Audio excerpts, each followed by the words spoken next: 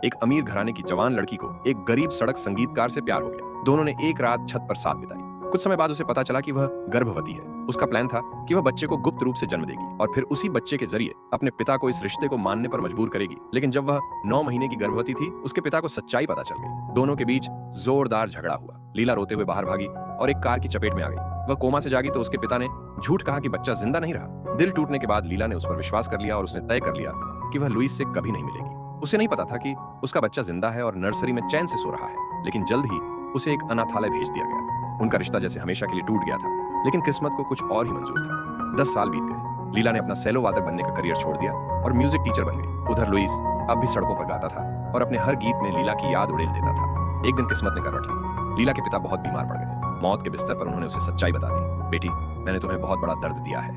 यह सुनकर लीला सन्न रह गई। एक पल भी गंवाए बिना वह अपने बच्चे की तलाश में निकल पड़ी। उधर अनाथालय में रश सबसे अजीब लेकिन मशहूर बच्चा बन चुका था, क्योंकि वह ऐसा संगीत सुन सकता था जो कोई और नहीं सुन पाता था। उसे लगता था कि यही उसकी माँ की आवाज है जो उसे बुला रही है। अपने माता पिता से मिलने के इरादे से वह अकेले ही बड़े शहर की तरफ निकल पड़ा। लेकिन यह सफर खतरों और चमत्कारों से भरा होने वाला था। जब लीला बाल कल्याण कार्यालय पहुंची तो उससे कहा गया कि पहले कागजात जमा करो और इंतजार करो। लेकिन वह इंतजार नहीं कर सकी।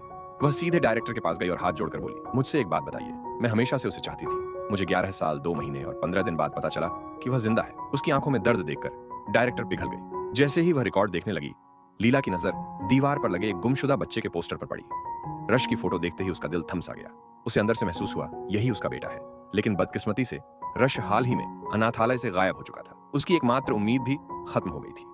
अपने बेटे को ढूंढने के लिए लीला ने फिर से अपना सेलो उठाया। उसे लगा कि अगर वह मशहूर होगी तो शायद उसका बेटा उसे पहचान ले। उधर रश भीड़ भरी सड़कों पर अकेला भटक रहा था। शहर का शोर उसके लिए संगीत बन जाता था। उसके दिमाग में एक पूरी सिम्फनी गूंजने लगती थी। तभी उसे एक प्लाजा से आती धुन सुनाई दी।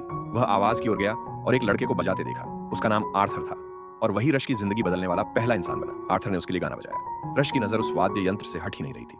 अनाथालय में रहते हुए उसने ऐसा कुछ कभी नहीं देखा था। वह धीरे धीरे पास गया और छूने लगा, लेकिन आर्थर पीछे हट गया। आर्थर जाने लगा, मगर रश उसके पीछे पीछे चल पड़ा। तुम्हें क्या चाहिए? मेरे पास रहने की जगह नहीं है। रश ने एक पिंजा के बदले रहने की जगह ले ली।